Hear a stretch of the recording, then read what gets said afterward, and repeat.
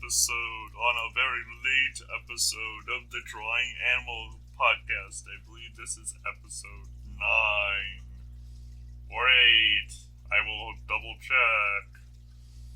And so, yes, happy late Hallows Eve or Halloween or All Saints Day, which I prefer.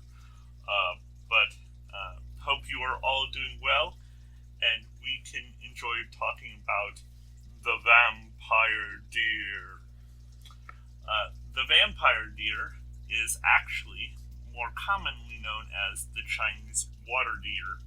This deer is found throughout East Asia, mostly, of course, in China, in open grassland or swampy wetlands of those countries. It has also been introduced into several British colonies, including the UK itself, where it is quite abundant in some regions, used actually as a major animal for farming of its meat. So, also in a couple regions in the United States as well. This deer is notable by its yellowish, orangish fur in the summer, taking on a more darker color in the winter months, with having long, coarse fur. The general shape of the animal tends to be a large, round head with large ears, set upon a smallish body of being only about half a meter in height at the shoulder. Of course, being on open grassland and in swampy wetlands, it tends to feed on sweet grass or lilies or anything that grow abundantly in that region, and prefer those over much drier, coarser forms of vegetation. Now, the two major things to note about the Chinese water deer is first, actually, that it is actually quite a prolific deer. Some deer have been known to have two calves, or fawns, I should say, at a time. But the Chinese water deer will actually have even more. The Chinese water deer has been known to have quite frequently 3 or 4 fawns at a time.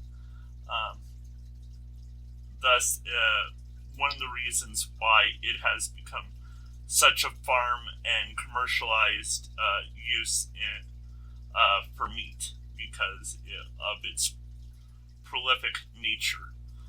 There have been even some documented cases that point to extremely rare instances in which Chinese water deer have been known to have as many as 8 fawns at a time. Though this is somewhat suspect, and again, extremely rare if it does happen. Now, the one thing you're probably all wondering is why a deer would be called the vampire deer. Well, the reason for this is that the Chinese water deer, along with its cousin, the tufted deer from the higher mountainous regions of China, are known for having 2 large canines in the front.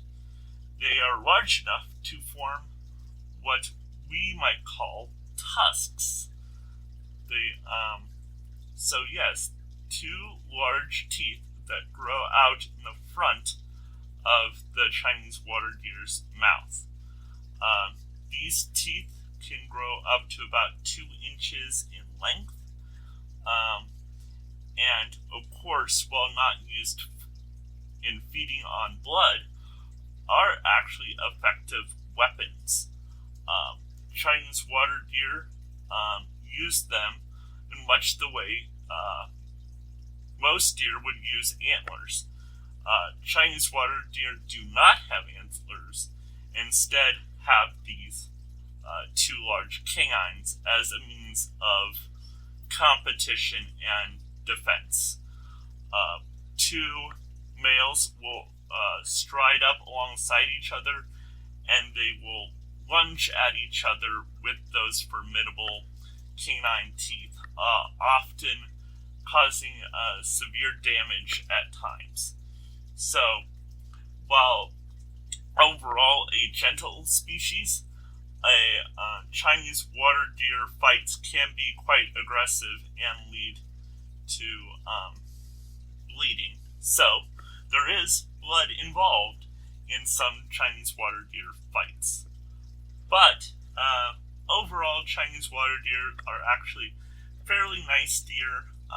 They have actually, though, been known, like some deer, to occasionally feed on a bird, which is something that a lot of people won't tell you about deer, is that deer will make opportunities on slight occasions to eat meat as well. So, but that, again, is very rare. And with these fights, the fights themselves are also quite rare. So, while he may appear very spooky, the Chinese water deer overall is a kind, small, gentle deer. So, if you ever meet a Chinese water deer, you don't have to be afraid. So, there we are.